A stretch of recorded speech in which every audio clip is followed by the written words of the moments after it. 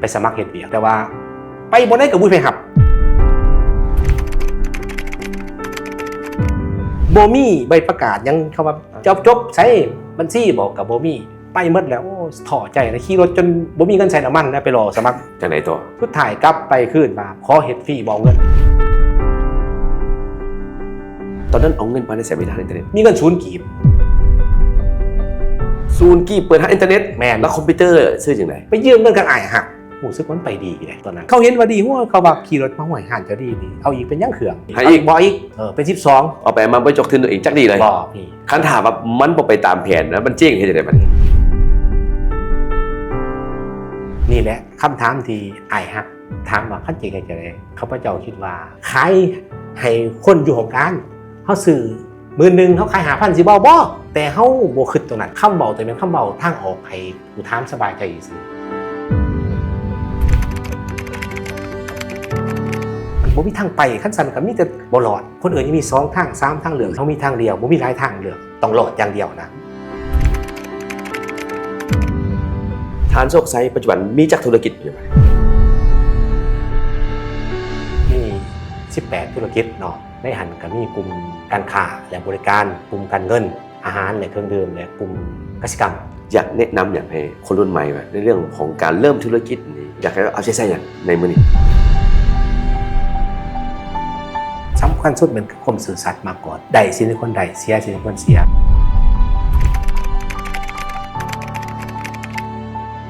พาทอล์กรายการที่เล่าแบบโกงไปโกงมาข้าพเจ้าได้มานั่งกับนักธุรกิจแถวหน้าของประเทศลาวอีกคนหนึ่งที่ข้าพเจ้าชื่นชมในมื้อนี้ข้าพเจ้ามาอยู่ห้องการของทานโศกไซสมใจนึกประธานของบริษัทโศกไซกรุ๊ปให้เกียรติให้เข้าร่วมในรายการพาทอล์กของพวกเขาข้าพเจ้ามีคำถามหนึ่งว่าทานโศกไซปัจจุบันมีจักธุรกิจอยู่ไหมมี18ธุรกิจเนาะในหันก็มีกลุ่มการค้าและบริการและก็กลุ่มการเงินแยกเป็นกลุ่มและกลุ่มอาหารและเครื่องดื่มและกลุ่มกสิกรรมเนาะเป็นประเภทไม่5 6กลุ่มแม่นกลุ่มการค้าในตัวอย่างมีอย่างไรจุดเริ่มของธุรกิจเป็นโศกไส้เจริญการค้าน ำเข้าส่งออกนำเข้าจัดจำหน่ายในขอบเขตทั่วประเทศเนาะสินค้าที่เราขายเป็นต้นมีอย่างไร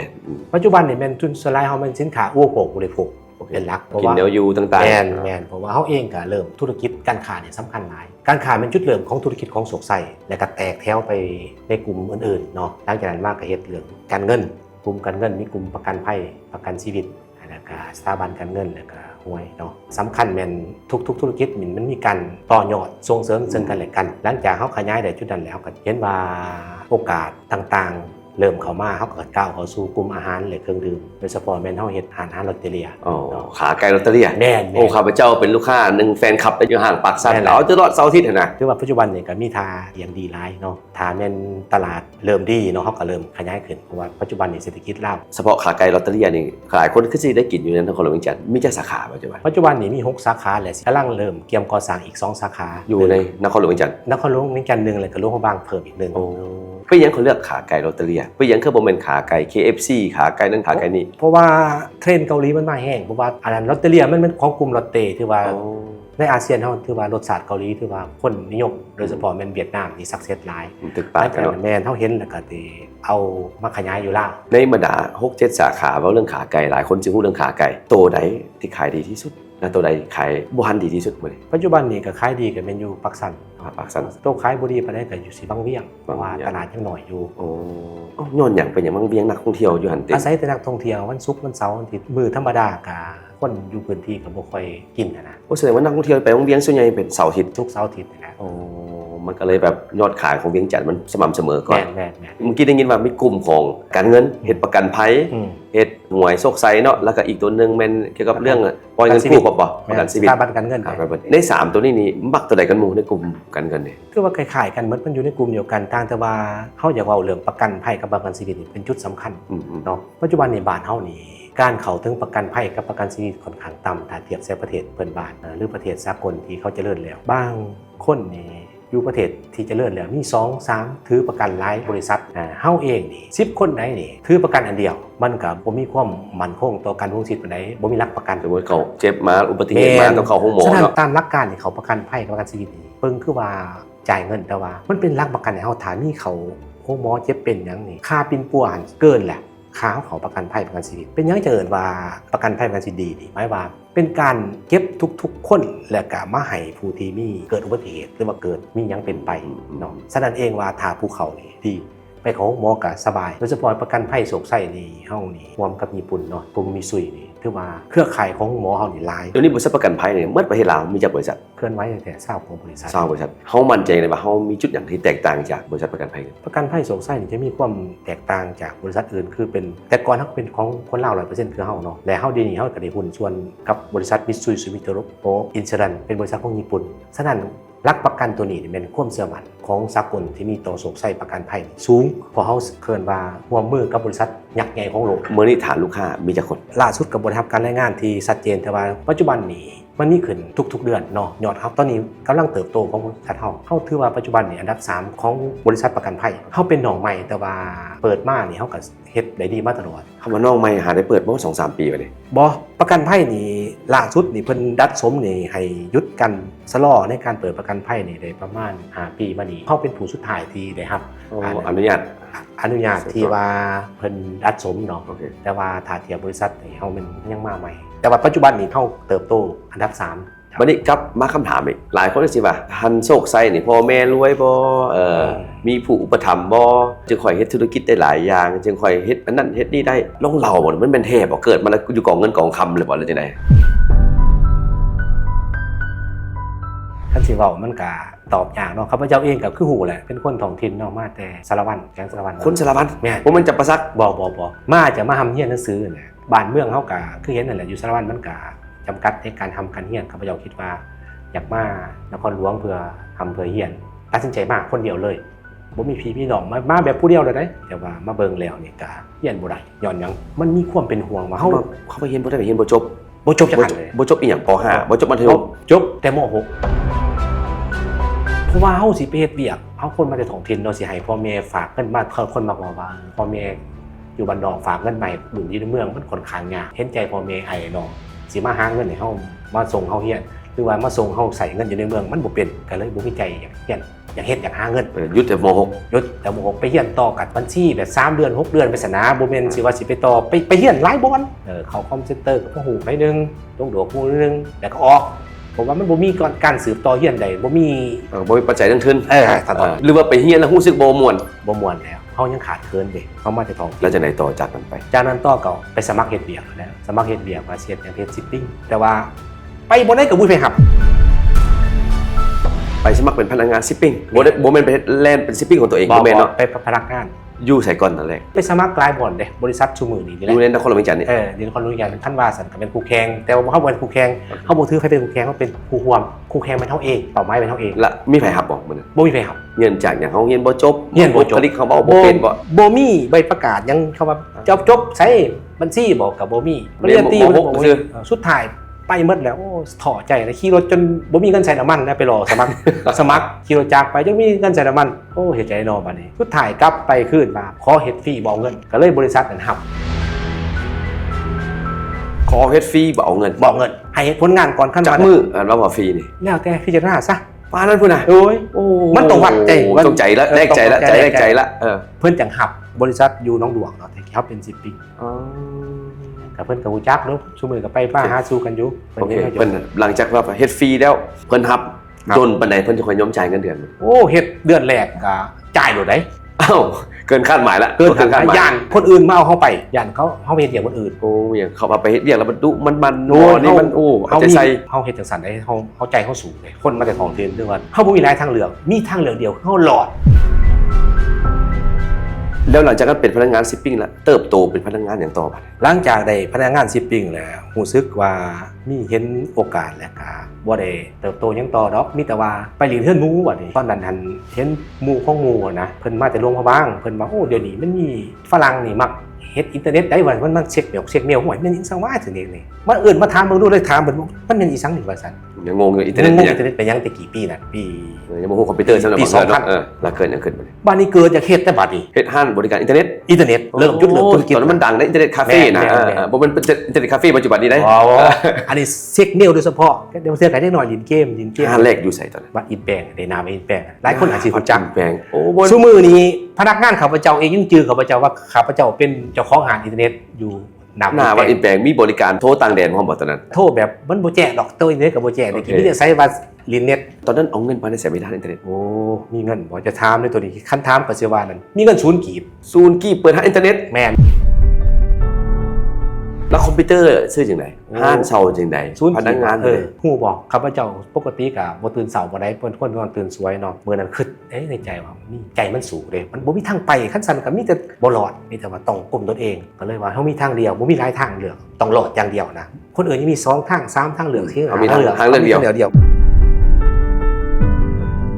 วเลยไปเซาขี่รถจักรไปได้เซาหันอินเทอร์เน็ตเห็นกับเบอร์โทรผู้ติดต่อโทรหาบ่มีเงินจะกี่ไปขอเซาเพิ่นก็ต่อรองบักเงินเพิ่นก็ว่าโอ้หมอนี่ซื้อมาซูซี่แถวว่าบ่มีดอกตกลงแล้วบ่มีเงินจ่ายแล้วบัดนี้ไปยืมเงินกันอ้ายหัก ยืมกับไอ้หักเพื่อมาจ่ายค่าเช่า จ่ายค่าเซาปีหนึง50,000เจอ แล้ววิธียืมเนี่ยเขาจังได ก็ไปขอเลยแล้วเว้ยโอ้อ้ายเพิ่นเห็นความตั้งใจเขาเห็นเฮ็ดไปอยากเล่นน้องก็จะเปิดอินเทอร์เน็ตแล้วมันสิได้บ่เพิ่นว่าไปปรึกษาหลายคนก็ว่าบ่ได้แต่เขามั่นใจว่าได้เขาเห็นเอ้าให้เจ้ายืมซะว่าให้ยืมเท่าไหร่70,000 บาทไปจ่ายค่าเรือนก็50,000นะเหลือหันก็บ่จักเสียดหยังบัดนี้เงินบ่พอสิซื้อคอมพิวเตอร์บัด ได้ นี้ บัดนี้จังได๋ตัว ไปยืมเงินนำแม่หมู่อีกเพิ่นให้มา50,000 บาทก็เลยได้ 70,000ได้ไปเบิ่งคอมพิวเตอร์บัดนี้ได้คอมพิวเตอร์ได้รุ่นเก่าๆดอกก็รุ่นถึกๆเบิ่งเอาถูกสุดเลยเว้ยได้4เครื่อง5เครื่องถึงเซิร์ฟเวอร์จ่ายเครื่องนึงติดหนี้เครื่องนึงก่อนรู้สึกว่าแสนปลายตอนนั้นเปิดแล้วบัดนี้เปิดแล้วก็รู้สึกว่ามันไปดีเลยตอนนั้นเขาก็ไปดี ลูกค้าเต็มบ่ เต็มนี่ว่ามี4หาหน่วยแล้วก็เต็มแล้วเนาะหลังจากนั้นมาเขาเห็นว่าดีหัวเขาว่าขี่รถมาห่วยหานเจ้าดีนี่เอาอีกเป็นยังเครื่องบ่มีแล้วแบบเงินขอผ่อนได้เป็นยังบ่มีดอกเบี้ยเขาก็ให้ผ่อน โอ้ ผ่อนกระจายเขาได้บัดนี้ ยืมไอ้หักยืมแม่หัก อ่า บัดนี้คนขายคอมพิวเตอร์ให้เครดิตอีก ให้เครดิต บาท เห็น บา ควา ท มตั้งใจเขาบ่มีเงินแต่ว่าเบิ่งความพลังเขามันสู่ร้ายนะก็เลยเพิ่นให้ติดหนีได้หาหน่วยบัดนี้เอา8มื้อหน้ามาเพิ่นใกล้มาเห็นเต็มนี่เอาอีกบ่อีกเป็น12 บ่ตกเอาไปมาบ่จกทุนตัวเองจักดีเลย บ่พี่ คันถามว่ามันบ่ไปตามแผนนะมันเจ๊งเฮ็ดจังได๋บัดนี้ นี่แหละคำถามที่อ้ายฮักถามว่าคันจริงให้จะได้ข้าพเจ้าคิดว่าถ้าไปขายเป็นเข้าของการได้เท่าไหร่เอาขายให้คนอยู่ของการเฮาซื้อ10,000เฮาขาย5,000สิบ่บ่ เป็นจังได๋น้อยเล็กน้อยก็จ่ายเพิ่นคืนแต่เฮาบ่คิดตรงนั้นคำเว้าตัวเป็นคำเว้าทางออกให้ผู้ถามสบายใจซื่อแต่เฮาคิดว่าจะได้ก็ต้องไปหน้าเฮาจะบ่ถอย จัง ห ได๋ ลัง เขามีทางเลือกเดียวอยู่แล้ว ทางเลือกเดียว ต้องลุยอยู่แล้ว คำเว้าเฮาเป็นเว้าให้ผู้ถามสบายใจซื่อซั่นเองก็ได้รู้สึกว่าไปดี หลังจากที่ท่านนี่ละเฮ็ดหยังต่อย่ ำบุญถัดหลวงนี่ไปฝากรถ บริการฝากรถ ฝากรถแล้ว ค่ายได้มันหลายมุมได้บัดนั้นในมื้อนั้น แถวน้องบอน3แยก รถใหญ่ โอ้ย สมัยก่อนเนี่ย อืม พันกีบบ่แต่ เออ สมัยก่อนรถจักร แม่น 500 จั บ่ กร สมัยนั้น ได้ฝากรถจักรเลยแต่ว่าบ่มีพนักงานได้เอาหมู่ที่เฮียนนํกันหันมาเป็นพนักงานหาอินเทอร์เน็ตแรงมากไปฝากรถเอาหมู่ไปฝากเขาก็เฮียนหนังสือกันเด้ส่งเขาเฮียนนํส่งเขาเฮียนอยู่เคหาส่งเฮียนอ ตอยู่ นนั้นอายุเท่าไหร่ 20ปีนี่แหละ 20ปีประเทศทางอินเทอร์เน็ตแล้วบริการฝากรถได้เงินบ่ ฝากรถเนี่ยมันเป็นรายหับบนแน่นอนมันมีแต่เทศกาล ไป ก็ได้เรือหันกับถ้าเทียบใช้เงินบาทแล้วอย่างนั้นกับ10,000 บาท บุญถัดล่วงแล้วอะ โอ้แต่ว่าเมื่อย สำหรับ เลย อายุเด็กน้อย20ปีเนาะ ใช่ นักเรียนอยู่ถือว่าเรื่องใหญ่เลยถือว่าเรื่องใหญ่เลย ใช่ เฟอร์ถ้วยหนึงก็สิมีจะเป็น100 บาททันที บ ส อ มัยนั้น ส50 บาทนะเขาเอาเรื่องไปถอนเงินเด็กเพื่อสิเป็นยังจะเอาเรื่องเงินบาทจะเอาเงินไปจ่ายซื้อคอมพิวเตอร์อีกก็สมมุติเงินกีบของผมซื้อว่าตะกี้เงินกับโมซูที่ประมาณล้านไปกีบนี่แหละ2 ล้าน บาทหนึงก็สิประมาณ200บ่หลังจากนั้นเฮ็ดจังได๋มาค่อยมันเป็นโชคสายการค้าบัด ข้าพเจ้าเป็นคนมักสังเกตเนาะบัดนี้ปัจจุบันเห็นรถนำเข้าหลายรถหุ้นใดมือสองพอร์เตอร์เด้ย่างไงทั้งหน้าย่างล่างทั้งหน่อยเด้ ที่ว่า ข้าพเจ้าไปใส่ก็เห็น อ เม ยู่กาหลี นบ้านเฮากำลังทำเขามาหลายบัดนี้ห่วยรถมันหลายเลยขายยางรถเฮาเองสิไปขายรถมันบ่มีทุน โอ้ ขายยางรถบัดนี้ขึ้น ขายยังรถก่อน ตัดสินใจเปิดหายางรถ ยี่ห้อ ดีสโตน โอ้ D-Stone ของไทยเนี่ยเป็นมาเฮาเห็นว่าโอ้เบอร์นี่เป็นยี่ห้อดีสโตนทางหน้าเป็นยางสยาม เป็นตัวแทนขายยางรถ แม่นแต่ว่าตอนนั้นเปิดทางเน็ตมันเห็นข้อมูลเด้เฮาฮู้ข้อมูลหลายเด้ ติดต่อไป ฮู้บ่ว่าเฮาบ่มีของการจังได๋บัดเวลาเขาสิแฟกราคามานี่เสียแฟกเขาบริษัทมีของการแต่อยากติดต่อซื้อ ติดต่อ มันก็เห็นดีขายให้เฮา โอ้ยืมใส่แฟกซ์คนอื่นจะเอามาแม่แฟกราคามาให้สุดท้ายว่าติดต่องานตรงแต่ว่าซื้อบ่ได้ย้อนหยังบ่มีเงินพอสุดท้ายคือพี่น้องของฮู้จักว่าอยู่อุบลเพิ่นมีขายยางหยอนี่ก็เลยไป ซื้อน้ำเพิ่นให้เพิ่นให้เครดิต โอ้ยเครดิต นี่เอาบวยเครดิตนะครับ บ่ได้ใช้เงินตัวเองอีก ใส่ส่วนหนึ่งแต่ว่าบ่หลาย มาจำส่วนหนึง แต่ว่าคันซื้อน้ำโรงงานโดยตรงนี่เขาจะให้เฮาจ่ายเบิดเขาบ่เคยขายเฮาเด้ เอาแต่อาจจะได้ราคาถูกแต่ว่าเงิ ถู น ก บ่มี แต่ว่าบ่มี เงิน เฮายอมจ่ายแพงเพื่อเอา เอา เค เค ร ร ดิ ดิ ต ตอันนั้นมันจุดเริ่มต้นของโชคชัยการค้าที่ทานโชคชัยบอกว่ามักสุดในเรื่อง แม่น ธุรกิจมันเรื่องการค้า เป็นผู้ออเดอร์สินค้าเองเป็นผู้ชิปปิ้งเขาเองและเป็นผู้ขายตั้งราคาเองขายเองฉะนั้นต้นทางหาปลายทางเฮาฮู้หมดแล้ว นั่นแสดงว่าคีย์ที่การความสำเร็จของฮานโชคชัยเป็นการลงมือเฮ็ดด้วยตัวเองทุกๆตำแหน่งในรายละเอียด แม่น เพื่อให้เข้าใจว่ามันจุดดีอยู่บ่ใดจุดอ่อนบ่ใด แม่น สว่างบ่ใด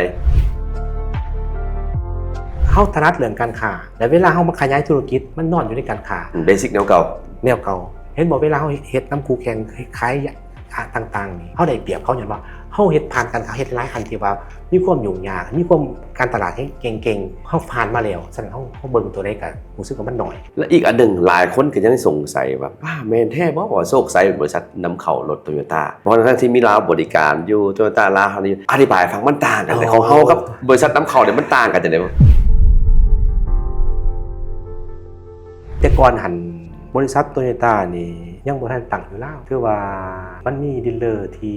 อยู่ในลาวนี่เป็นสื่อผ่านโตโยต้ามอเตอร์ไทยแลนด์ประเทศไทยเนาะ ทั้งหมดของลาวต้องซื้อผ่านประเทศไทย แม่นหลังจากนั้นแล้วโตโยต้าญี่ปุ่นเพิ่นเห็นได้ว่าตลาดมันดีหรือว่าตลาดความคุ้มค่ามันการลงทุนเพิ่นก็มาตั้งบริษัทอยู่ประเทศลาวฉะนั้นในทุกๆประเทศที่เพิ่นมาลงทุนนี่เพิ่นจะให้คนท้องถิ่นลงถือหุ้นนำเนาะฉะนั้นเฮาก็เป็นการโชคดีที่เพิ่นได้เลือกคัดเลือกเฮาให้เป็นส่วนหนึ่งของเพิ่น แสดงว่ารถโตโยต้าทั้งหมดที่นำเข้าประเทศลาวต้องผ่านบริษัทหุ้นส่วนนี้ แม่น ของโชคชัยร่วมมือกับญี่ปุ่นนี่ แม่น เดี๋ยวเอิ้นว่าโตโยต้าลาว โตโยต้าลาว แล้วเรือนั้นเอิ้นว่าเป็น Dealer ดีลเลอร์เฮาเป็นดิสทริบิวเตอร์ แม่น อ๋อนี่คือเข้าใจเป็นได้จักปีละ แต่ปี 2018 มาฮอดนี่ก็ประมาณ7 ปี แม่นแหละ 7 6 ปี7 ปีแม่นครับ มันเมื่อก่อนทุกท่านที่สิไปเสียเงินในประเทศไทยแต่นี่เขาลาวเป็นดีลเลอร์ชิพเอง แม่น มีเมนเทนเนนซ์มีอะไรมีอย่าง แม่ ว่าน ทุกอย่างคือว่าครบเลยอยู่นี่ ยอดขายโตโยต้าเป็นยังไง กับปัจจุบันนี้ก็ยังเป็นเบอร์หนึ่งอยู่เนาะแต่ว่าก็ย้อนว่านโยบายของบริษัทแม่นี่เป็นบริษัทที่คือบอกแหละว่าอันดับหนึ่งของโลกเนาะเรื่องยอดขายฉะนั้นเพิ่นก็เฮ็ดทุกสิ่งทุกอย่างเพื่อลักษณะสืบทอดต่อยอดขึ้นระยะยาวโตโยต้าบ่ได้ว่าสิลงทุนเพื่อหวังกำไรอย่างเดียว หลังจากลงทุนแล้วทุกประเทศเขาจะคิดเห็นสังคมนำติดพันกับสังคมไปนำก็คือกันแหละคือเฮาบริษัทเท่ากันแหละเฮาได้จากสังคมคืนสังคมเพราะว่าโตโยต้านี่จะคิดระยะยาวหลายกว่า หลายคนอาจจะเข้าใจว่ากำไรหลายแต่บ่ได้แม่นแนวนั้นการเฮ็ดโตโยต้าอยู่ลาวนี่เป็นการเกินมาไงเป็นการจำหน่ายให้แกในเครือเองหมายว่าโตโยต้ามอเตอร์เป็นผู้ผลิตสินะคอร์ปอเรชั่นเป็นผู้ผลิตนี่แม่นหลังจากผลิตแล้วให้บริษัทลูกคือประเทศไทยกับโตโยต้ามอเตอร์ไทยแลนด์เป็นผู้จำหน่ายลาวกับโตโยต้าลาวเป็นผู้จำหน่ายฉะนั้นการดำเนินธุรกิจของโตโยต้าลักษณะซับซ้อนและลักษณะแบบคือระยะยาวหลายกว่าเนาะ สมมุติเขามีคนมีให้คำถามว่าญี่ปุ่นนี่กลัวสิเลือกพาร์ทเนอร์นี่มันละเอียดแฮง โอ้ละเอียด เช็คลิสต์นี่ป้าโถยาวเหยียด ละเอียดกว่าเฮาหูเฮาเอง แล้วเป็นอย่างโชคชัยคือถึงเลือก ญี่ปุ่นนี่บ่ได้คอร์รัปชันบ่ได้เลย ย้อนอย่างไรเป็นอย่างเขาไปเลือกเขาเคยมีประวัติความมือญี่ปุ่นมาก่อนบ่ บ่เคย ครั้งแรกอีกที่ ครั้ เรา ง เมื แร อง ก ญี่ ครั้ง ปุ่น แรกบ่เคยรู้เรื่องรถ ข้าพเจ้าเข้าใจคนสไตล์ญี่ปุ่นป้อคนละเอียด แม่น คนปานีต เพราะว่าเขาอาจจะเบิ่งหลายๆด่านเนาะเขาก็เบิ่งหลายบริษัทแล้ว แต่บริษัทเฮาถือว่าเป็นบริษัทที่น้อยเพิ่นอาจสิเลือกผู้น้อยเติบโตไปเรื่อยๆนะข้าพเจ้าเองก็เริ่มต้นจากศูนย์ด้วยกันแหละค่อยๆเขาอาจจะสื่อประวัติตัวนี้อาจเป็นไปได้เนาะเรื่องธุรกิจเริ่มต้นเฮาเฮ็ดใดและปัจจุบันใดเขาสกรีนมัน มีหลายทางเลือกสำหรับโตโยต้ามีหลายทางเลือกมอเตอร์มีหลายทางเลือกอยู่แต่เขาเป็นผู้เลือก 2018ดนพอเจรจาเขาจะได้ โอ้3 ปี5 ปีพุ่นแล้ว อ้าวโถ่ เขามาหาเฮาบ่จักหรอกว่าเขาสิเลือก เขามาหาเขาอีก แม่น มาอันโซ สัมผัส ไซต์นี่เฟมัสอยู่ในเว็บไซต์บ่แล้วโด่งดังในเว็บไซต์บ่ใช่ไหม เฮาเฮ็ดธุรกิจด้วยความจริงจังจริงใจนำเขาเนาะคือระยะยาวหลายกว่าโตโยต้าเขาถามเฮาว่าจะลงทุนนี่เขาก็สัมภาษณ์เฮาคือสัมภาษณ์เขาการไปเด้ มาเสียขึ้นจากไหนกับโตโยต้าเท่ากับต่อปาขอแต่โตโยต้ามาลงทุนอยู่ลาวมันเป็นผลประโยชน์อันร่วมให้แกประชาชนลาวหลายกว่าแม่นข้าพเจ้าเฮ็ดเรื่องกำไรผู้ฝ่าเอาขั้นแม่นทานมาเนี่ยทานได้เสียภาษีอากรเฮ็ดถึงตองตามระเบียบหลักการสร้างไว้ให้กันทำให้คนลาวได้เบเนฟิตหลายนี่คือว่าเฮาก็พอใจแล้ว นี่ก็เอารถมาขายซื้อบ่ได้บ่มีเบนฟิตทางอ้อม แม่น โอ้ เฮาคือตัวนี้ เขาบ่ได้ขึ้นเรื่องกำไรส่วนหลายหันเพิ่นบอกว่าไปหาแต่ละบริษัทว่าอยากร่วมนำมันเขาก็ถามว่าข่อยลงทุนนี่ข่อยจักปีสิได้กำไรมีแต่เฮาเองบ่ได้หวังเอาเรื่องกำไรระยะสั้น เอาเงินพี่น้องอีก แม่น ก็เลยชนะใจญี่ปุ่น แม่น 3 ปี 5 ปี แม่นได้ร่วมกัน โถทำให้ความอดทนมีพิลึกเนาะ จะได้เส้นสัญญากัน สมเสยขอให้สืบต่อบริการมาคำถามหลายคนก็คิดว่าโศกไซมีหลายธุรกิจแต่หาให้เลือกได้เอา1อันสุดท้ายที่อยากเห็นเนาะข้าพเจ้าปัจจุบันนี้อะไรมาในสินค้ามีซุปเปอร์มาร์เก็ตก็มีเนาะมีมินิมาร์ทโศกไซกาเฟ่เนาะรถโตโยต้าประกันภัยอีกต่างๆเนาะแบบบรรณานับบ่ได้ถ้าเลือกได้1อย่างเอาตัดออกมา99อย่างเอาอันเนี้ยแล้วย้อนอย่างทานถามคำถามนี่ถือว่าข้าพเจ้าก็ตอบอย่างสมควรเพราะว่าธุรกิจที่ข้าพเจ้าเฮ็ดเป็นจุดเริ่มของข้าพเจ้าเองเป็นครูบุกเบิกเริ่มต้นนับแต่ขายเฮ็ดการค้านี่เป็นเครื่องแก๊สนึงนำเข้ามาเป็นผู้นำเข้าผู้ชิปปิ้งผู้ออเดอร์ ให้หมดทุกอย่าง แม่นผู้ขายก็เป็นข้าพเจ้าฉะนั้นก็คิดว่าธุรกิจให้เฮาก็หักหมดแต่ว่าตัวมาใหม่ล่าสุดนี่มันที่อยากเฮ็ดเป็นติดพันกับสังคมโดยเฉพาะเป็นประกันภัยประกันชีวิตและก็สำคัญเป็นสุดเป็นกสิกรรมตัวหงสีเขาข้าพเจ้าเฮ็ดนี่ข้าพเจ้าลงเพลงสีเขานี่มันบ่ได้กำไรเลยถ้าเทียบกันลงทุนนี่ขาดทุนแต่เป็นยังมันติดพันกับคนส่วนหลายเกษตรกรชาวนาคนลาวเฮานี่หลายทั่วประเทศนี่คือว่าถ้าเทียบเศรษฐกิจข้าพเจ้าคิดว่าธุรกิจของลาวนี่เป็นกสิกรรมนี่90%กว่าตอนนี้มีเข้าแบรนด์ตัวเองหรือยังปัจจุบันกำลังมีกำลังเฮ็ดสิใส่ว่าโศกไซไล่สมบัติเลยแม่นโอเคมันมีหลายผลิตจากหงสีโศกไส้แต่ว่ามันจะมีเขาเงื่องเขาโศกไส้หลายแบรนด์ไปเนาะแต่ว่าจากโรงงานเดียวกันอวยพรให้ได้ไประดับโลกเนาะให้ได้ติดตลาดซุปเปอร์มาร์เก็ตอยู่ในลาววันนี้ในบรรดาสิ่งที่เห็นมาประสบการณ์ในชีวิตนี่คืออันใดได้เป็นบทเรียนที่ว่าตัวเองเฮ็ดแล้วมันล่มเหลวและอยากแชร์ประสบการณ์ให้ฟังว่าควรเดินบ่ให้ผิดทางคือข้าพเจ้าเคยเดินทางมาในอดีตอดีตนี่บางเทื่อเฮาซักเซสหลายเฮาก็อยากเลิกนะเฮาก็อยากลงตัวเองไปเฮาคือกันเคยเนาะทุกคนเป็นสันมดเกินปลาใหญ่ตายน้ำเตือนเฮาซักเซสตัวนี้ที่คือว่าตัวอื่นมันสิได้มันก็สิง่ายคือกันข้าพเจ้าเคยหลังจากได้เข้าให้เครดิตแล้วบางเทื่อเฮาได้ไปกู้เนาะที่แรกเฮากู้ล้านนึงเฮาซักเซสเขาให้เฮา3ล้านปีต่อไปเขาให้เฮา6ล้านเฮาเลิกนะดับเบิลขึ้นบัดระยะนึงเกินความสามารถหรือว่าเกินตลาดนั่นข้าพเจ้าเคยมีบทเรียนเรื่องเฮ็ดคอมพิวเตอร์กันก็สิเล่าสู่ฟังเนาะแต่เก่าข้าพเจ้าเฮ็ด4เครื่องเต็ม5เครื่องเต็ม8เครื่องเต็ม12เครื่องเต็ม16เครื่องตัวเต็มข้าพเจ้าคิดว่า16เครื่องมือนึงข้าพเจ้าได้เงินไปกี่กำไร500,000กีบบ่ธรรมดาอยากได้ล้านนึงอยากคูณดับเบิลแต่สุดท้ายมามันบ่แ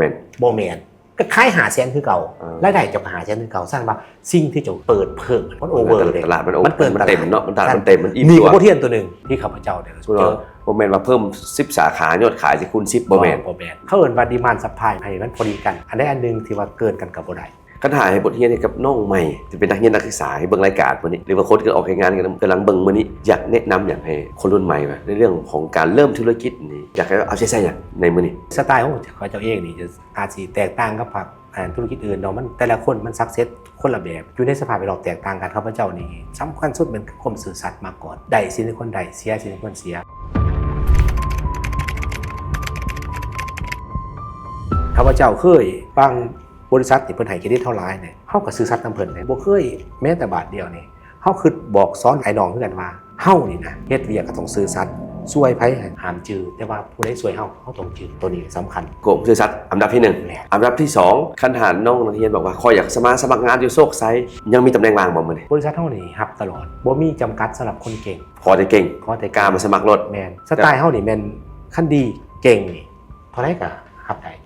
ถ้าบ่ดีบ่เก่งให้ฟรีก็บ่เอาแต่บ่จำเป็นต้องเฮ็ดคือทานโชคไซได้ยางเข้ามาขอเฮ็ดฟรีติบ่จำเป็นเนาะโชคไซได้ใจแน่นอนบ่จำเป็นต้องเรียนประวัติศาสตร์3ปีก่อนเนาะบ่แต่ญาณนั้นมันเขาถือวุฒิเด้ว่าเดี๋ยวนี้เฮาบ่ได้ถือแล้วขอเทศเวียกเก่งบางเทื่อหมอจบสั้นสูงอาจสิได้เงินหลายกว่าปริญญาโทก็มี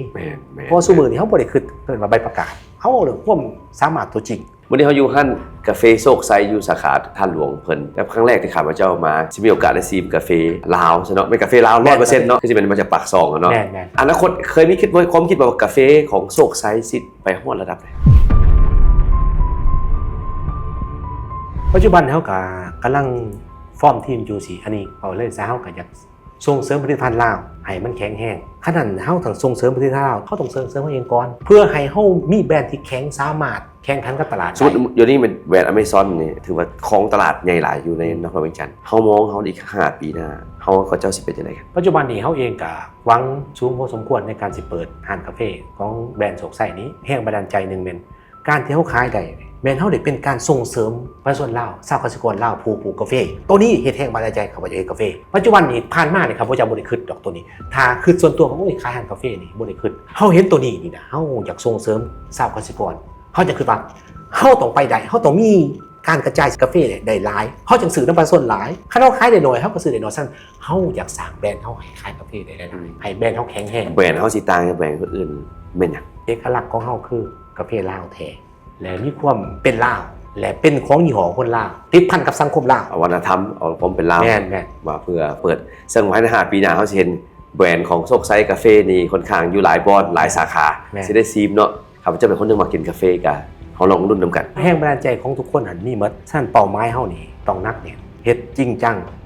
อันไหนที่เฮ็ดแต่บ่จริงจังจะบ่ซักเซส สรุปว่าคือกลุ่มโซกไซนี่คือมีหลายธุรกิจข้าพเจ้าขอถามกำไรทุกปีบ่หมดกลุ่มรวมของกันมีบางปีขาดทุนบ่ มันก็มีตัวใดตัวบ่ได้เป็นหยังข้าพเจ้าเองเฮ็ดธุรกิจหลายนั่นว่าบางธุรกิจเคยบอกเลยว่าขายมือถือแต่ก่อนขายดีเนาะเดือนหนึงหลายแต่เดี๋ยวนี้มันขายบ่ได้ มีคู่แข่งขึ้น แน่ย่างก็ขายได้ดีเดี๋ยวนี้ขายบ่ได้เท่ากับขายเรื่องอื่นไปนำขายขนมไปนำขายปลอมไปนำให้มันพัดเปลี่ยนกันไปบ่แม่นว่าทุกอันสิได้กำไรเบิดบ่ฉะนั้นเฮาต้องวางให้เฮาดีว่าหมดปีแต่เก่าหันระบบการค้าเก่าแม่นยามฝนนี่ขายบ่ดีเลือกฤดูปัจจุบันข้าพเจ้าตัดกระโดดว่าเฮาต้องมีรายรับทุกปีทุกเดือน1 เดือน112จะมีรายรับทุกปีฉะนั้นต้องเอาธุรกิจที่มันติดพันกับเดือน แต่ละเดือนแต่ละดูที่ แม่ บ่คือกันค้ำกันจูงกันไป อันนี้ก็เป็นแนวความคิดของหนึ่งในแถวหน้านักธุรกิจอยู่ในลาวเฮาบริษัทโศกไซกรุ๊ปเพิ่นเฮ็ดหลายธุรกิจข้าพเจ้ามีโอกาสได้สัมภาษณ์วันนี้คือว่าสิเป็นความรู้อันดีให้แก่ประชาชนทางบ้านเนาะที่เป็นแฟนคลับรายการพาทอกและข้างหน้ามีโอกาสจะลืมมาแวะกินกาแฟน้ำเพิ่นแล้วเพิ่นกำลังสิขยายสาขามีข้าวก็ไปขายห้องสีข้าวเพิ่นได้เพิ่นก็แล้วก็นอกจากนั้นเพิ่นก็มีประกันภัยจะได้กับข้าพเจ้าเป็นคนหนึงที่จะผลิตภัณฑ์ของโศกไซกับสิสืบต่อไซต่อไปพบกันใหม่ในข้างหน้าสบายดี